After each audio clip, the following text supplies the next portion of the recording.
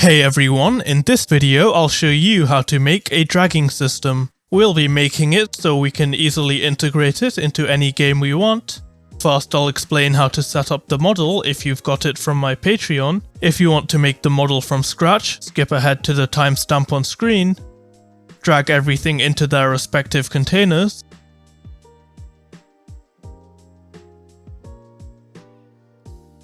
In the workspace, we can see some objects that we can drag. An object can be either a part or a model containing parts. All the parts must be unanchored, and you should weld together parts in models. Each object needs an attribute called canDrag set to true, and now we can run to make sure everything's working.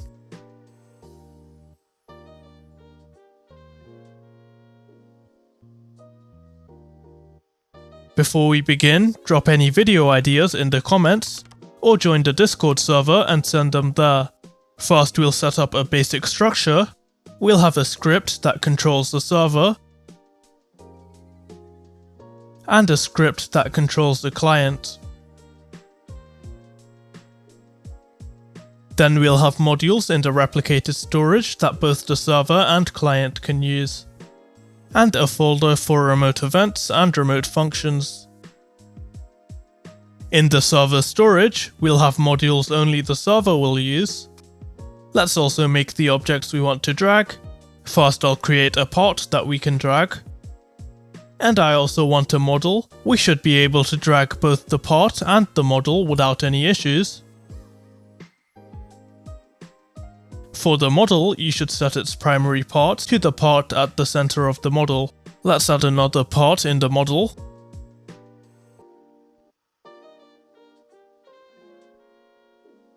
And when a model contains multiple parts, we should weld everything together. I'm going to create a weld constraint inside the primary part, with part 0 set to the primary part, and part 1 set to the other part. Finally, I'm going to create a wall. This won't be something we can drag, but we'll use it to test collisions with the dragged items. For the wall, we should set anchored to true. And for draggable items, anchored must be false. To identify draggable items, we'll use attributes. Select the model and the part. Make sure you're selecting the model, not the parts inside the model. Then give it an attribute named canDrag, and its value will be a boolean type. Then set it to true. Next, let's make the remotes. Let's make a folder called dragging. The client and server will only ever communicate when the player starts dragging something and when they stop dragging something. For the start remote, make a remote function. This is because the server could deny a player from dragging an item. For example, if another player begins dragging that item in the time between sending the message to the server and the server receiving the message.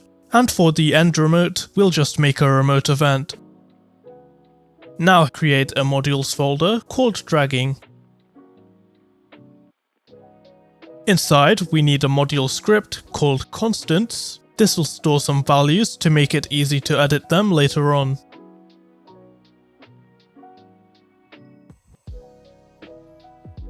First, we need to define the pickup distance. This is the maximum distance a player can be to pick up an object and start dragging it around.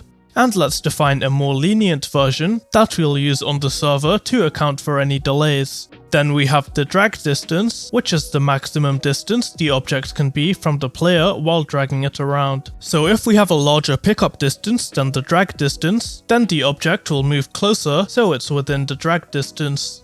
We also have a more lenient version for that. This one will only be used in the client, where the player will be forced to stop dragging if the object is ever farther than this distance. Then we need to define the inputs for dragging. For PC, I'm using mouse button 1. For mobile, I'm using touch. And for console, I'm using the B button. Now let's make the input component for the client.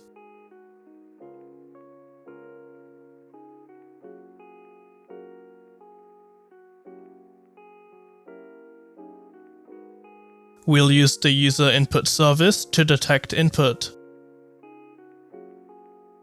Then let's make a definition for the modules table. We're going to use object-oriented programming for these components, so if you're not familiar with it, I'd suggest looking up some resources to understand the basic concepts. First, let's make the constructor.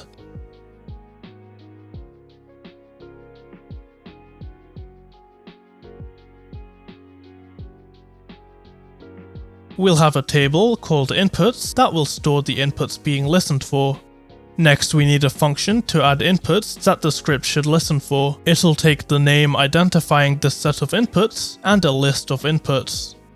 Then for each input in the list, assign the name to it.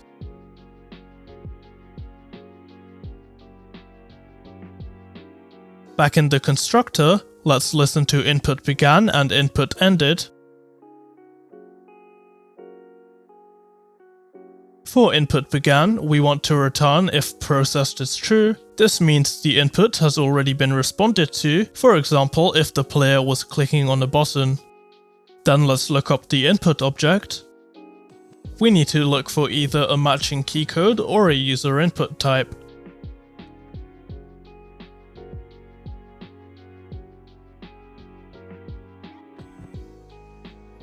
And if we find a matching input, we'll need a way to notify the main client script. Before we do that, let's also handle input ended.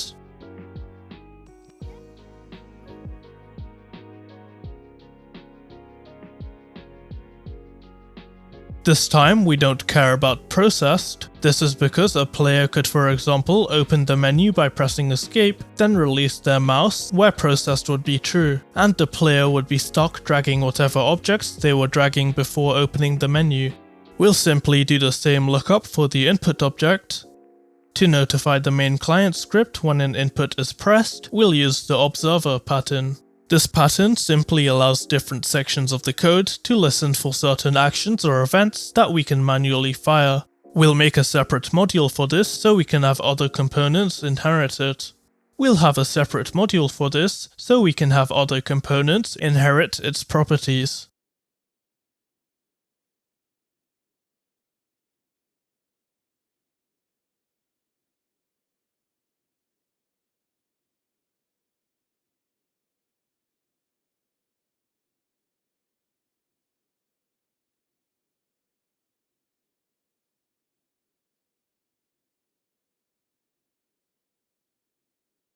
In the constructor, we'll have a table for listeners.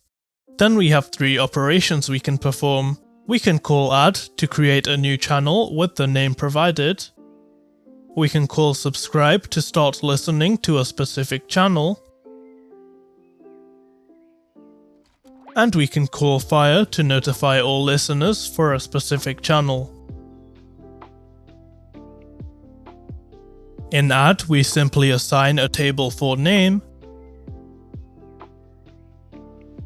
In subscribe, we simply insert f into that table. F is a function we'll call whenever we want to notify the listener.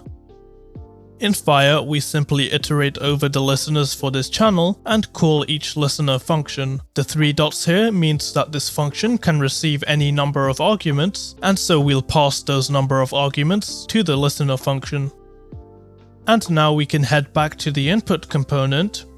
First get the observer module.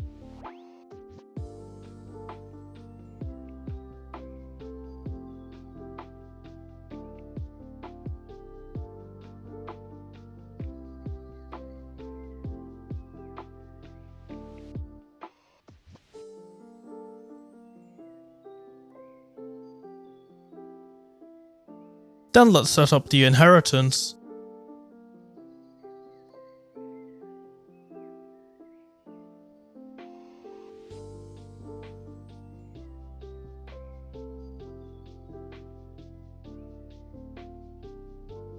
In add input, we need to set up a new channel, so call add and pass name. Then whenever we detect a registered input is pressed or released, let's call fire to notify all listeners. First we need to give the name of the channel, then we can pass whatever data we want to send to the listeners. We want to give the input state, and the input object.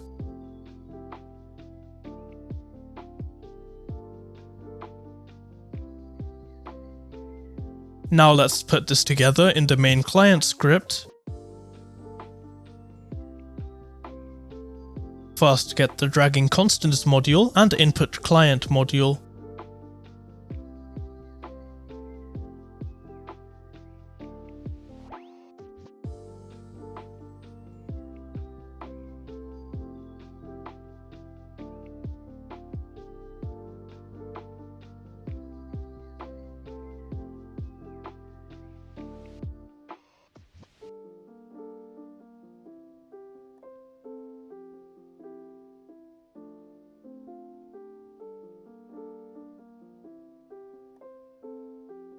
Then let's make a new instance of the input client.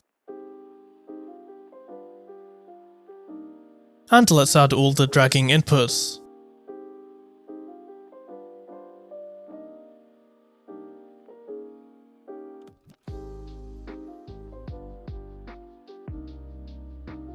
Call subscribe to start listening for these inputs.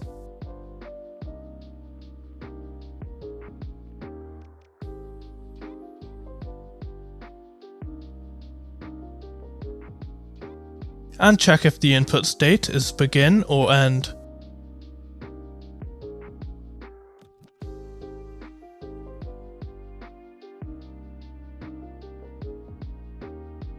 Now let's write functions to handle each case.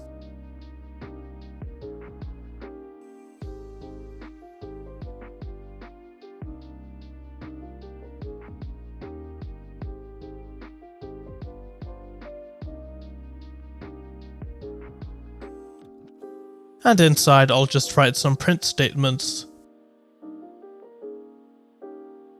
And now we can test. When I press down left click, a message is printed, and when I release, another message is printed. We can also test the controller input, click on test, and select controller emulator. Look for the B button, it's bound to the 0 key on the keyboard. And if we press 0, we get the same messages printed. Now let's make the dragging component.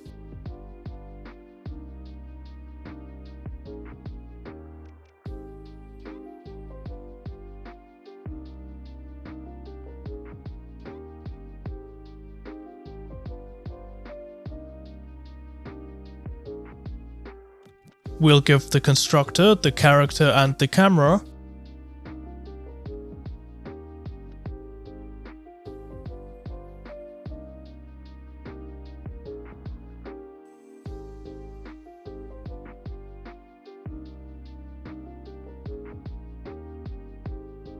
We need a mouse down function and a mouse up function.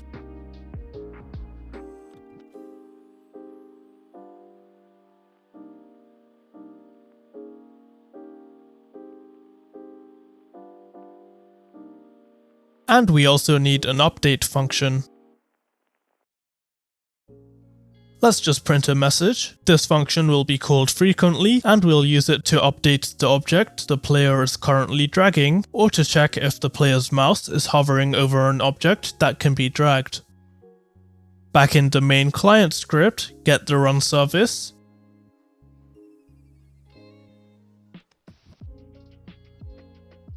We'll use the heartbeat event, which fires every frame.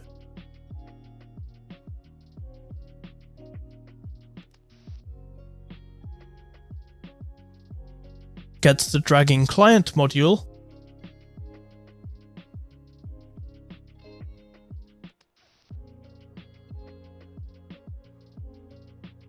We won't instantiate it yet, because we only want to instantiate it when the character is spawned in. In the update function, if we have an instance of the dragging client, call its update function. Let's get the player and camera.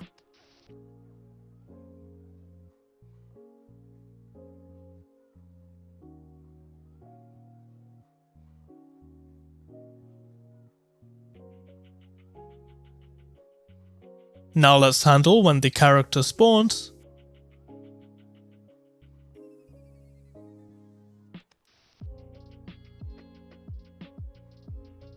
Make sure to check if the character has already spawned.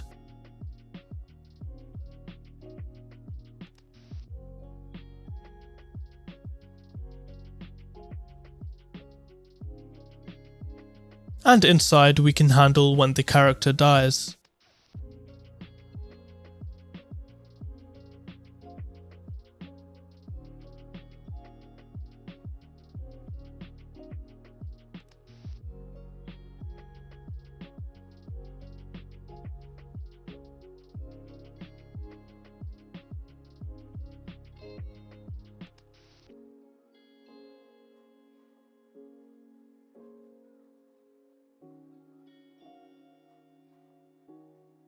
Next, make a function to create a new instance of the dragging client.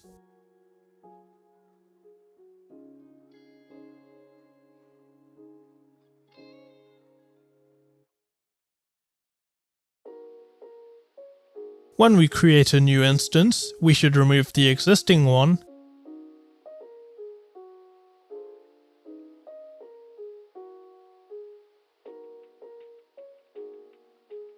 We haven't implemented a destroy function yet, but this is what we'll use to clean up the dragging client. We'll call this function before creating a new instance, and whenever the player dies.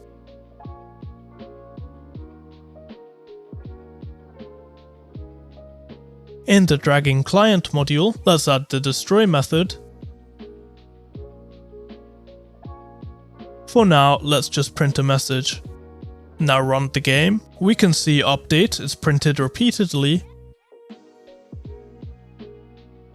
And when the character dies, update stops and destroy is printed. Once it respawns, update is printed again. Let's also call the mouse down and mouse up functions in the main client script.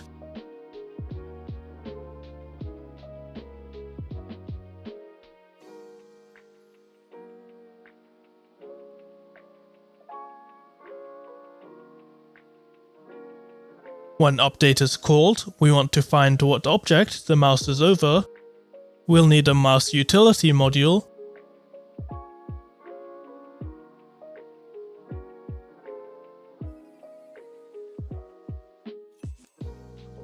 First, we need the user input service.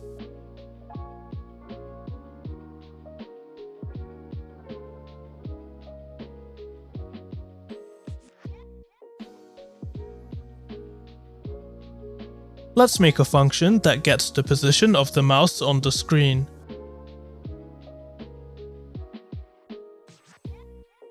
Then let's make a function to get the position in 3D space from the mouse location. We also need to give the camera and depth.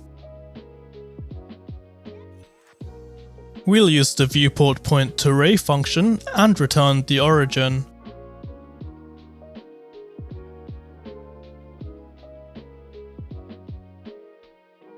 Then we need a function to get the position constrained around a center position. We'll use this to find the world position a fixed distance from the player's character.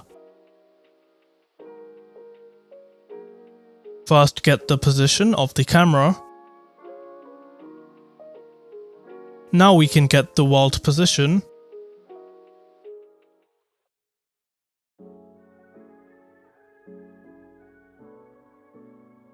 For depth, we want to add the distance between center and the camera. This is because depth is a distance from the center position.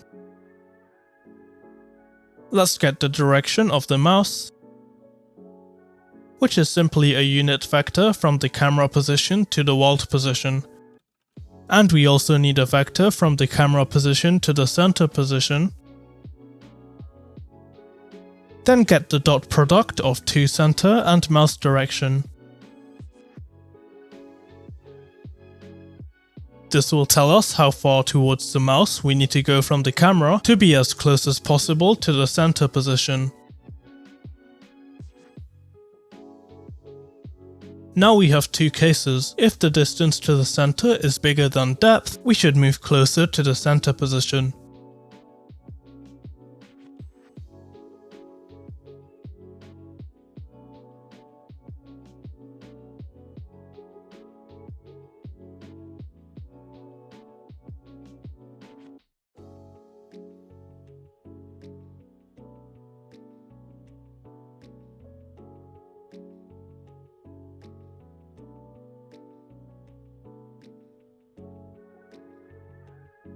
If we're in range, there are possibly two different positions that can be valid because it's a straight line intersecting a circle. For this, we can use the quadratic formula.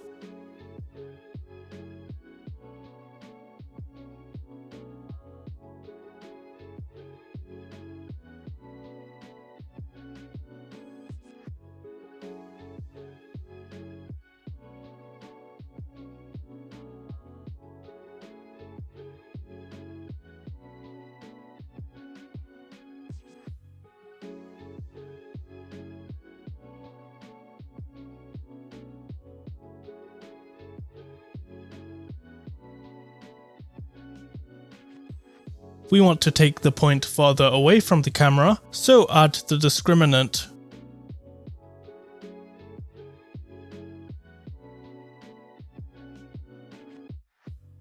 And now we know how far out we need to go from the camera.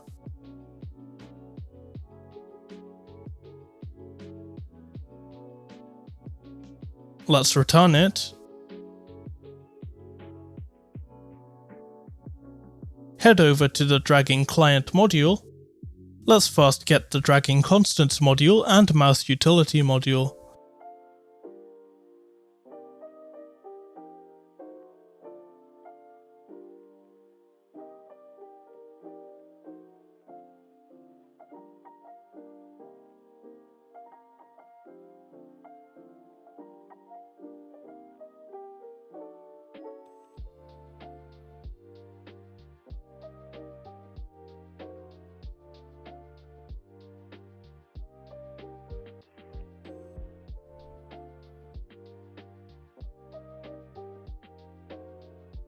Let's also write a function to get the world position using the mouse utility function we just wrote.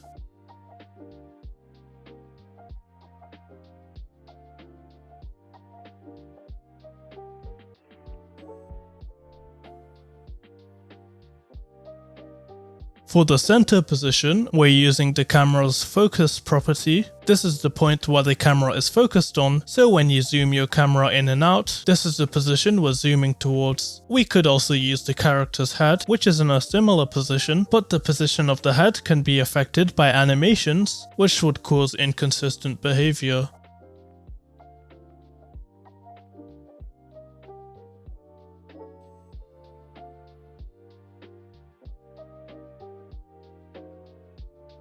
Inside update, we can call this function.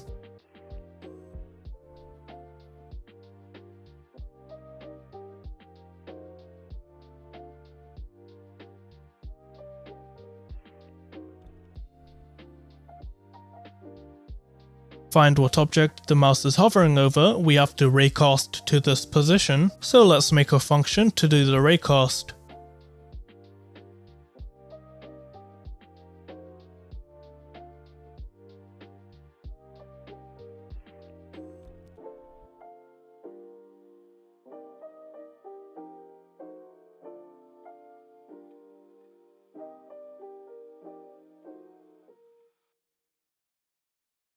For the raycast params, we want to exclude the character. We can create the raycast params in the constructor so we don't end up recreating it every time update is called.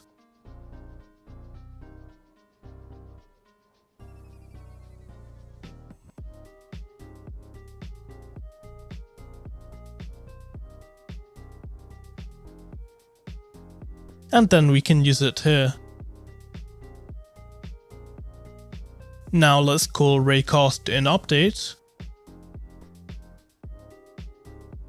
and just print the raycast. Let's run the game. When the mouse is too far from the character, null is printed, but if we move the mouse in range, we get a raycast pointing to whatever part we're hovering over. Now we need to check if the part can be dragged. Let's first make a dragging utility module.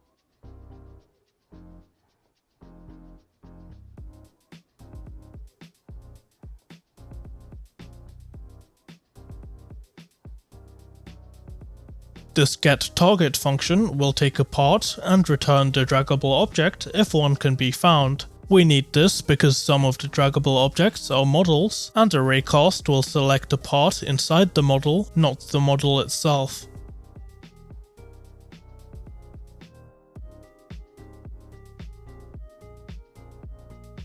Back in the dragging client module, get the utility module.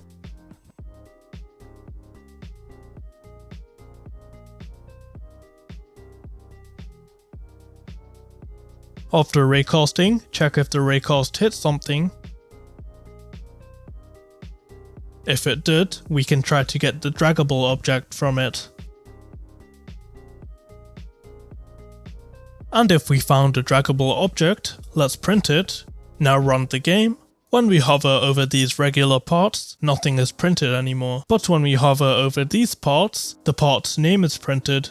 And for the parts inside models, the name of the model is printed.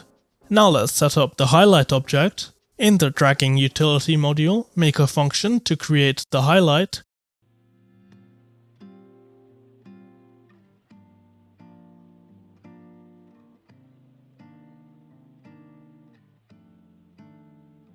Choose whatever properties you want.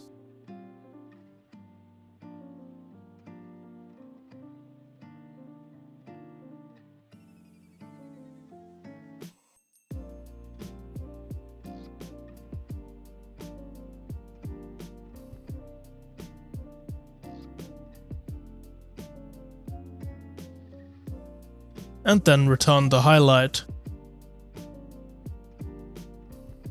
In the dragging client module, let's create a highlight in the constructor.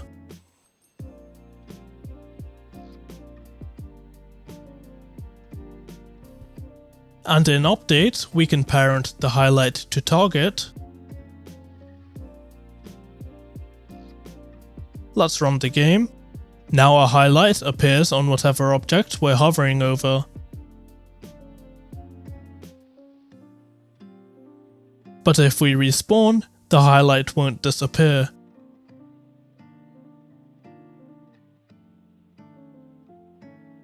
We need to delete the highlight in the destroy method.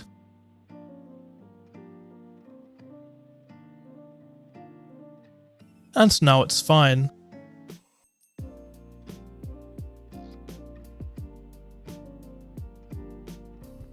This code in update will be run when we aren't currently dragging anything, so let's rename this function. And then let's make another update function for when we are dragging something.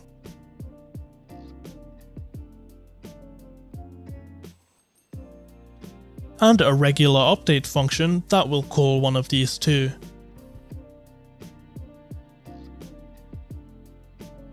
We're going to store whatever object we're currently dragging in current target.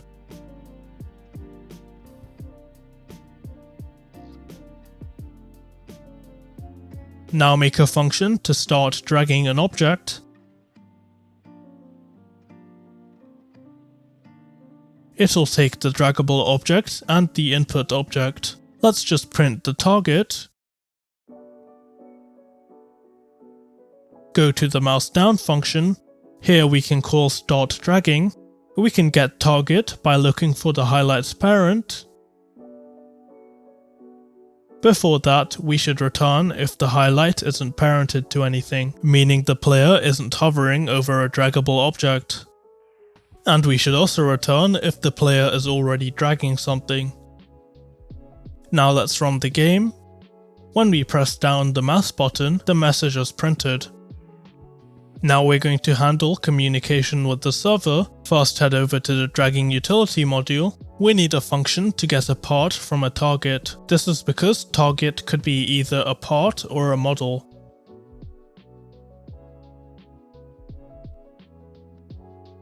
For a model, first try the primary part. If one isn't set, return the first part we can find. If it's not a model, it's a part, so we can just return it. Back in the dragging client module, let's first get the remotes.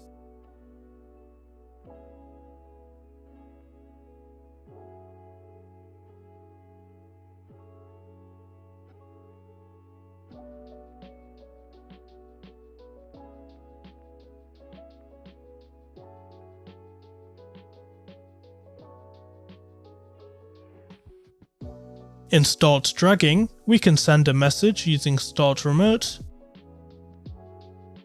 Because it's a remote function, we can expect a response. This response will tell us whether the client is allowed to drag. In most cases we can drag, but it's possible that in the time between sending the message to the server and the server receiving the message, another player has started dragging the object, so the server should reject us. We're going to roll back the part to its original C frame if we get rejected. To do this, first get the part, then get its C frame. Now if result is false, set the part's C frame back. This will make our dragging system responsive, as the player doesn't have to wait for a server response, while also being robust, as we can undo the changes if the player gets rejected. We also want to store the target and input object.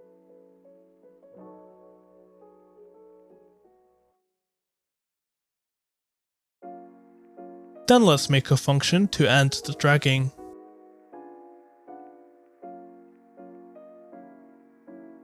Inside, we'll simply set current target to null, and let's call this when result is false.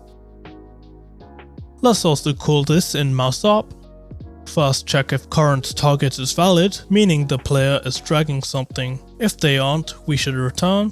Then check if the current input object is the mobile touch input. If it is, we need to do something different here.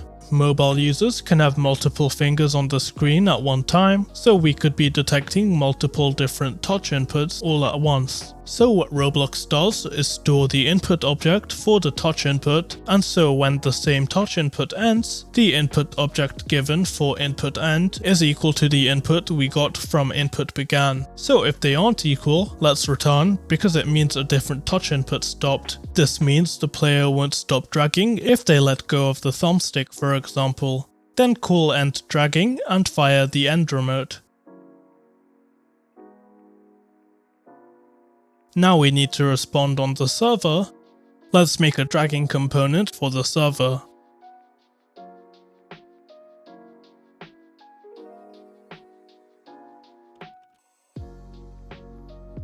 First get the remotes.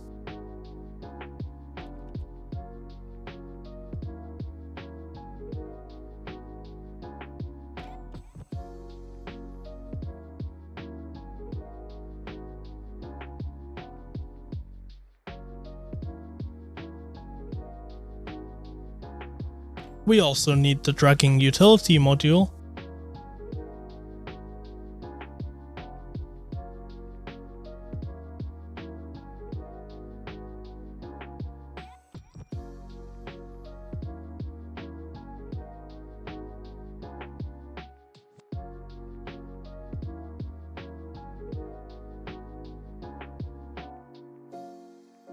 Let's define the constructor.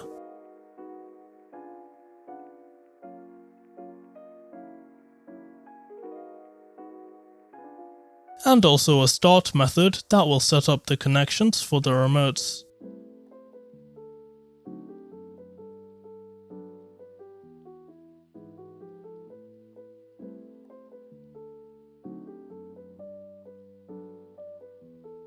Let's make a function for the start remote. First, let's print something. Then we need to get the part from target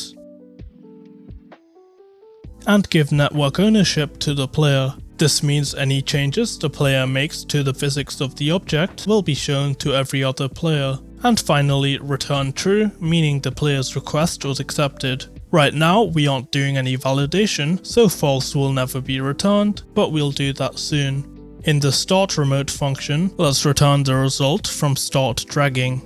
And we need a function for the end remote. I'll just print a message.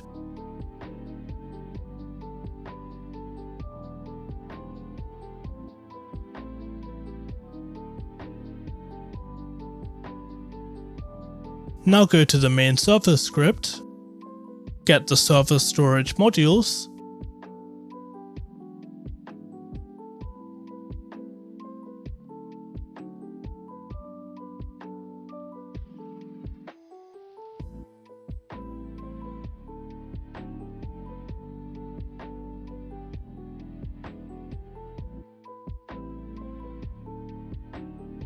Then make a new instance of the dragging server. And call start. Let's run the game.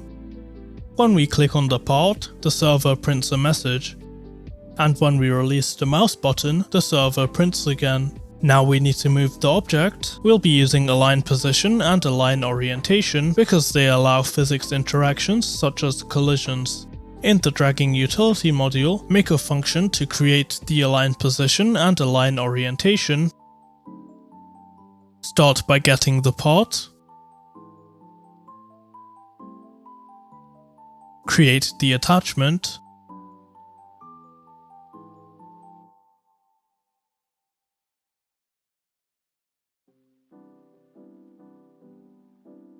Then create the align position.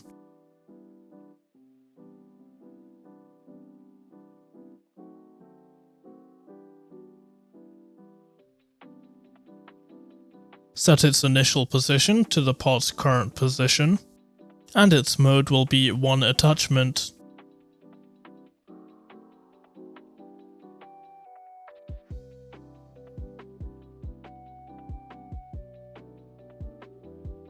You can play around with responsiveness and max force to change how fast the part moves. And for the align orientation, we'll do the same.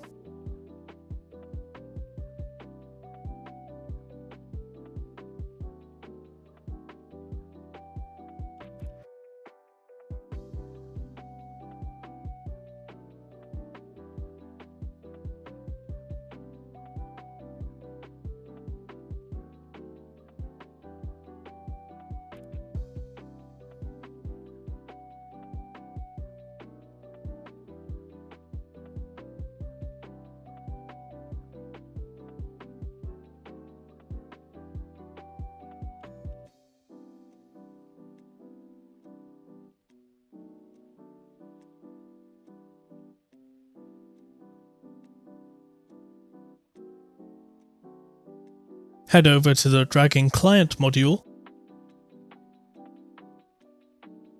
In start dragging, let's call create movers.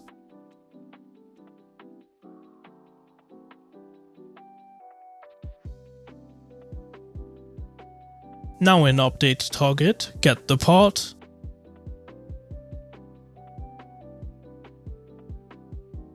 And we need to update the align position and align orientation. First check if the distance is larger than the drag distance.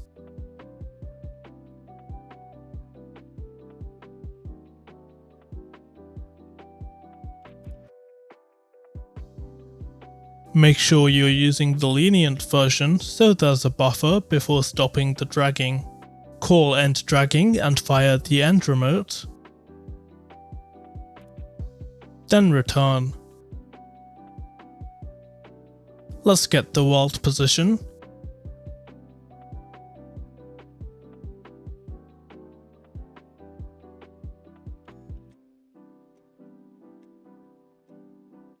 For the mouse location, I mentioned earlier how mobile touch inputs are handled. We also want to use the same input object for mobile here. If we don't, whenever the player touches the screen with a different finger, the object will try to move to that position. Let's make a function to handle this.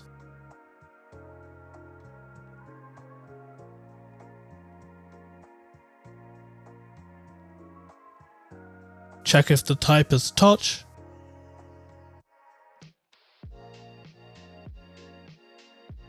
If it is, we want to get the position property of the input object. Convert it to vector 2.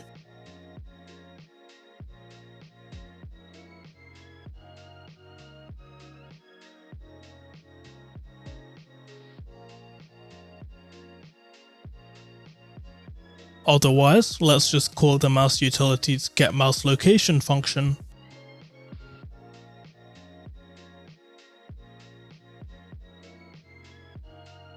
Now give world position to the align position and align orientation.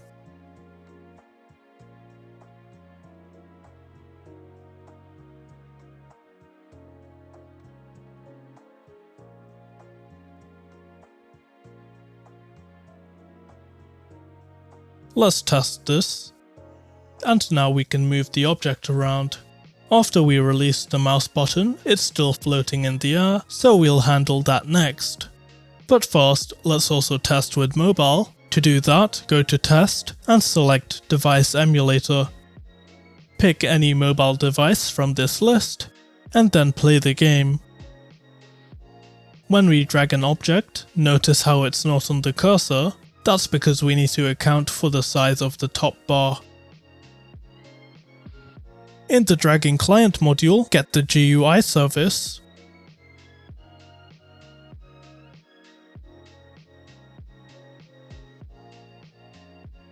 In get mouse location, we need to add the size of the top bar to the mouse location for mobile.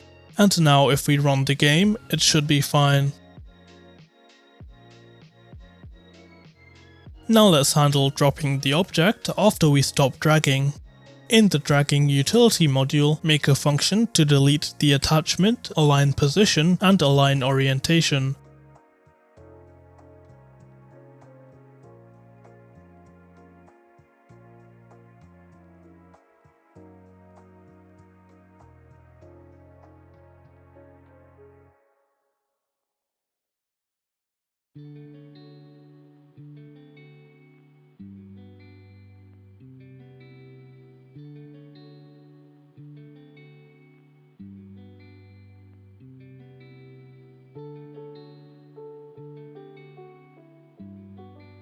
And then in the dragging client module, call it an end dragging.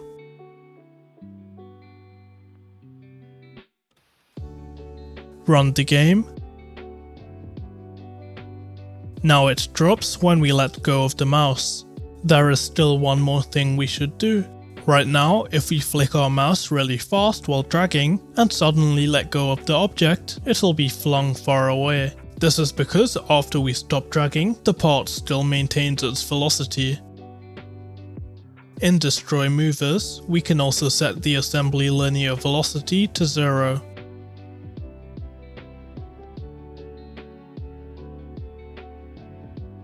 Now we can't fling the object.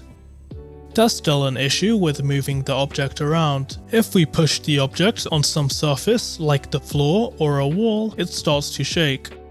We can mitigate this effect by using custom physical properties. Set density to something large like 10, and set elasticity and friction to 0. Now it's much better. We can manually set all of these properties, or we can do it by script if we want to return the parts back to normal after we're done dragging them. I'll show you how to do it by script. Let's make a utility module that handles parts.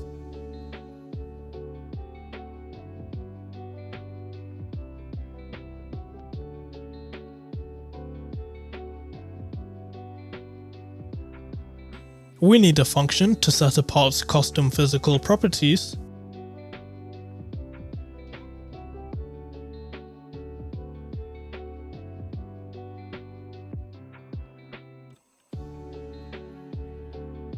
And also a function to restore them to their original state.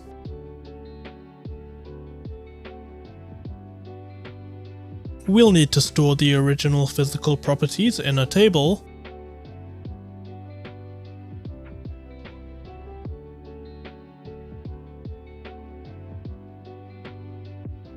Then we can reference this table when restoring the properties.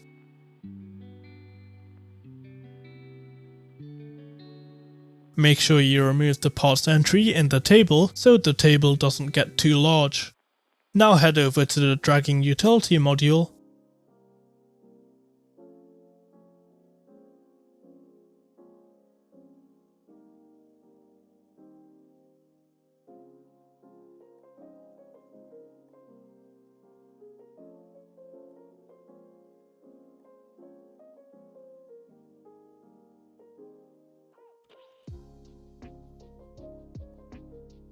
First, make a function to set the physics properties for a target.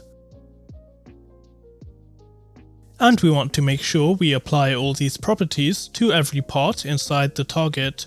To do this, we can recursively call the function on each child.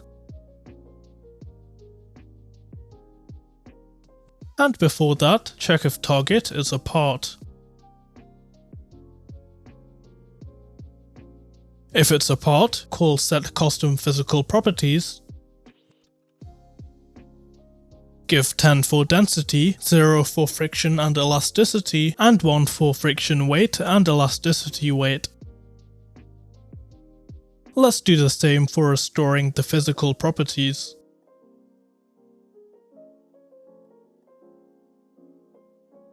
This time we'll call restore custom physical properties. In the dragging client module, call setup physics and start dragging. And call restore physics and end dragging.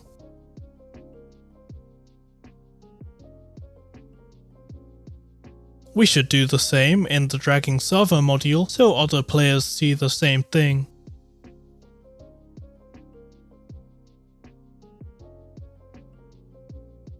We can't restore the physics on the server yet because we aren't tracking what objects players are dragging. Let's test it to make sure it works. Select the part. Right now, custom physical properties is disabled. When we drag the part, it's enabled and we don't have the shaking issue.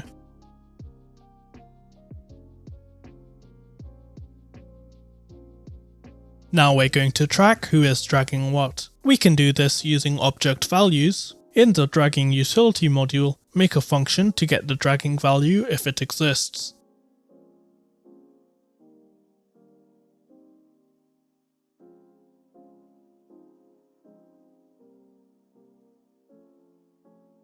Then we'll make a function to create the value.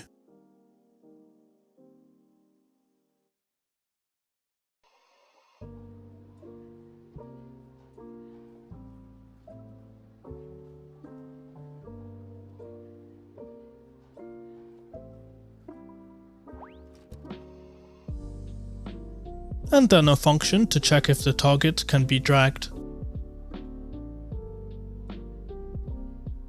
It can't be dragged if it doesn't have the can drag attribute.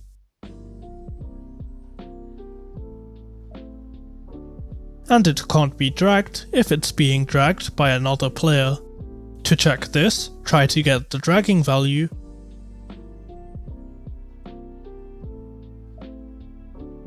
And if it exists, check if its value is filled in. If it is, return. Finally, we can return true because the object can be dragged. Let's go to the dragging client module. In update no target, let's add can drag to this condition, meaning a highlight won't show on objects being dragged by other players. On the server, we also need to check if a player's character is alive before they can drag, so let's make a player utility module.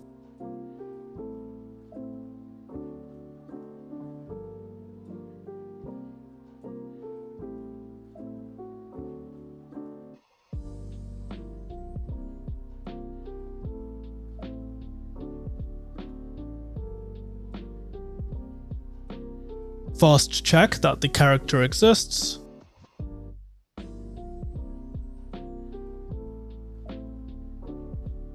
Then check that the humanoid exists.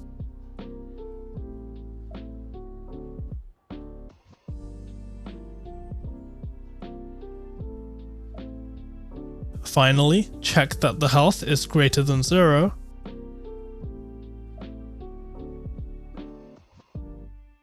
In the dragging server module, get the dragging constants module so we can check the distance. Add the player utility module so we can check that the player is alive.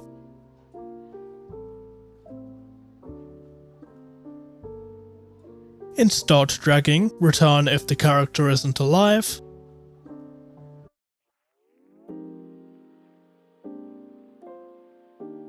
Then return if the target can't be dragged. Get the character. And let's get its position and the target's position.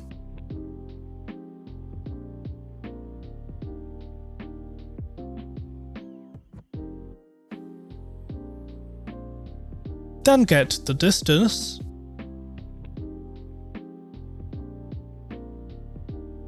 and compare it to the pickup distance. Make sure it's the lenient version to add room for client to server delay.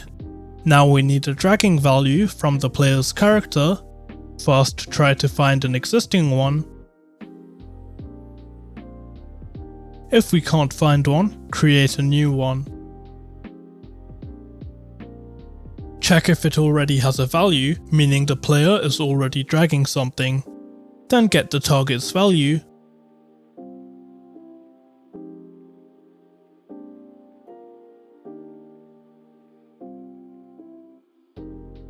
We don't need to check it because the canDrag function already did it for us. Set the character's value to the target and the target's value to the character. Now let's test the game. When I click a part, a value is inserted into it and the character. Right now, we aren't resetting the values when the dragging ends, so we won't be able to drag anymore. In the dragging server module, go to end dragging. First check if the character exists. If not, return because the character cannot be dragging anything. Then get the character's value.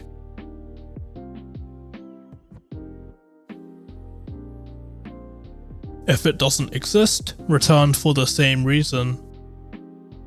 Then let's get the value stored in it.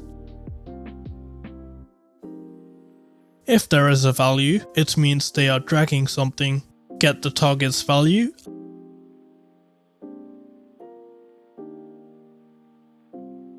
And if it exists, set it to null. Then call restore physics on the target. Finally, set the character's value to null. Now we can test again.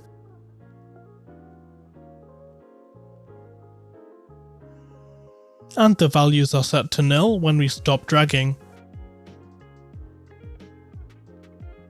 There is one more thing we can do for the physics. Right now, when dragging an object, it can collide with characters. Players can use this to boost their character or to fling other players. We can avoid this using collision groups. Go to Model and select Collision Groups. Then create two groups. One is for characters and the other is for objects being dragged. Turn collisions between character and drag off, and we can also turn off collisions between objects being dragged so players can't fling other objects being dragged. Again, we could set the collision group for the draggable objects manually, but if you want to maintain the original collision groups after we stop dragging, we'll have to do it by script. Head over to the parts utility module. We need a function to set the collision group.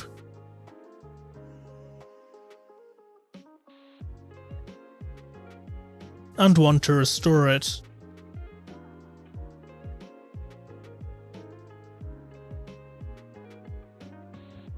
This time, we can use attributes to store the original collision group.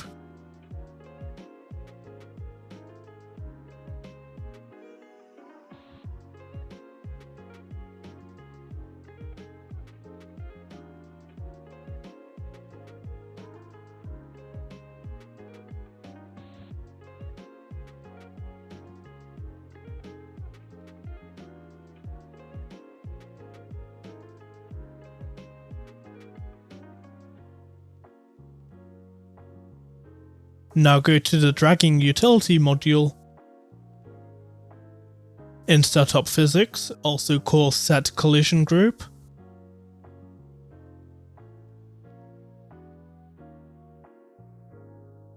And in restore physics, call restore collision group. Now let's run the game. Let's select the part. Right now, its collision group is default. When we start dragging, it changes to drag, and when we stop, it returns to default. We can still collide with it because we haven't set character collision groups yet. Let's make a player server module.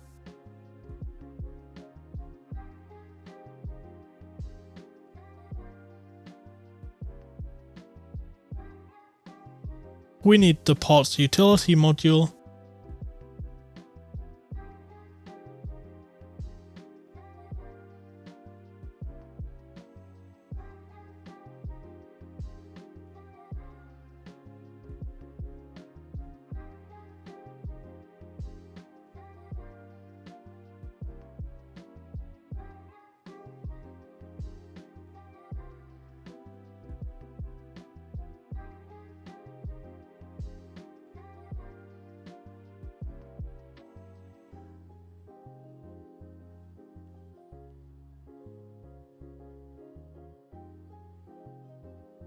Let's make the constructor.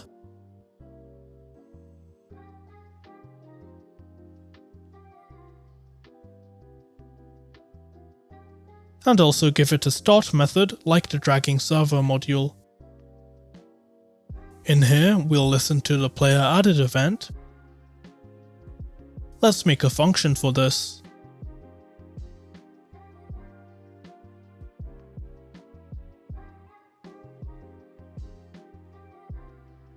Inside player added, we want to listen for when the character spawns.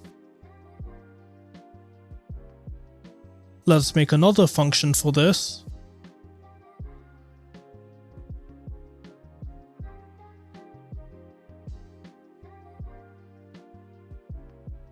And we should also check if the character has already spawned in.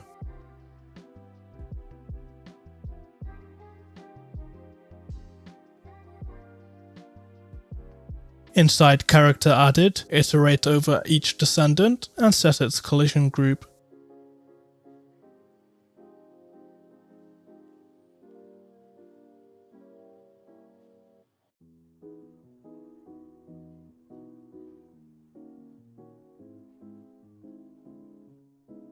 And we also want to do the same for future descendants.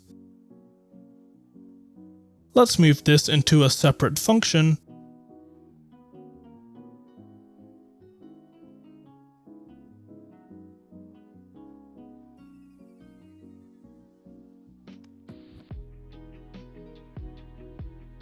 Head over to the main server script. Let's get the player server module.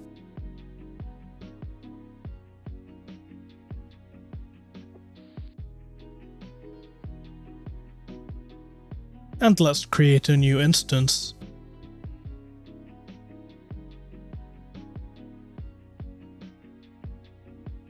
Call start on it. Now let's run the game.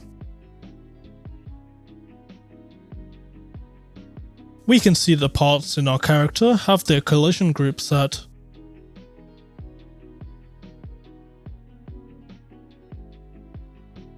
And the objects we drag won't collide with the character anymore. There's still an issue with the object being stuck when we reset our character.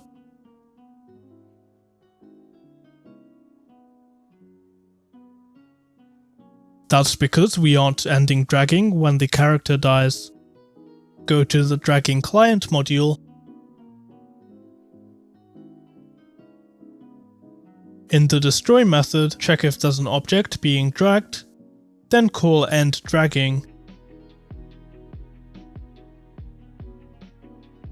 Now it falls after our character dies. But there's still a value in the part pointing to the character. This value is pointing to the old character that has now been deleted. This happens because we aren't clearing the values upon a character dying. Let's head over to the player server module. We need to notify the main script when a character dies. Again, let's use the observer module.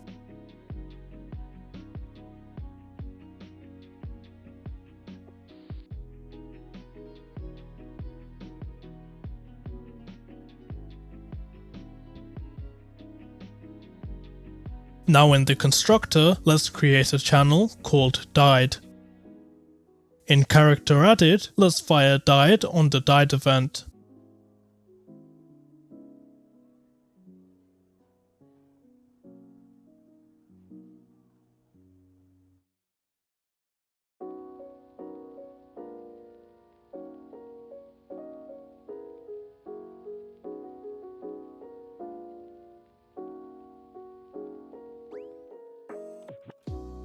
This event doesn't fire when the player leaves, because in that case the character doesn't die, it's simply deleted. So in the player added function, we can use the character removing event.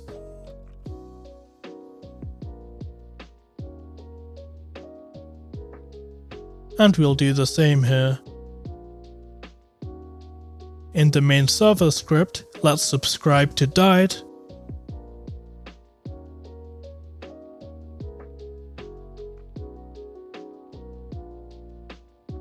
And when it fires, call end dragging. Run the game. And now the value is set to nil when the character dies. The last couple of things will polish the dragging.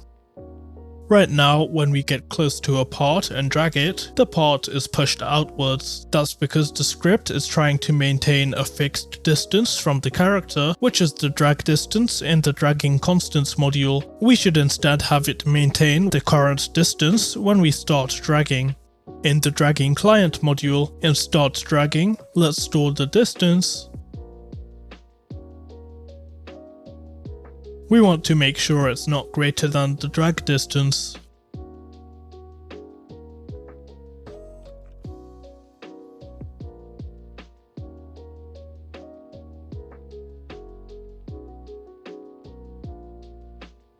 Then in update target, let's swap it in for drag distance. Now the distance doesn't change. But for rotated parts, when we start dragging, they're forced into a different rotation. That's because we aren't storing the original orientation of the part. Let's do that in start dragging. Simply subtract the position from the C-frame to get the orientation. Then in update target, apply this orientation to the final C-frame.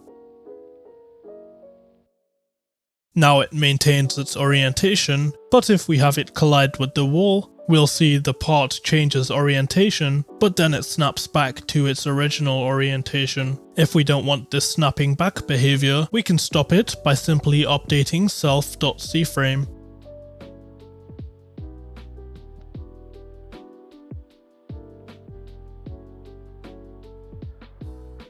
Now the orientation can change when the part collides with the wall. And now you've made a dragging system that you can easily integrate into your game. If you're interested in the model file, it's available on my Patreon. Becoming a member also helps keep this channel going. And if Patreon isn't your thing, subscribing and liking the video also helps a ton. If you have any video ideas, drop them in the comments, and you can also send your video ideas in the Discord server. Thanks for watching and have a wonderful day.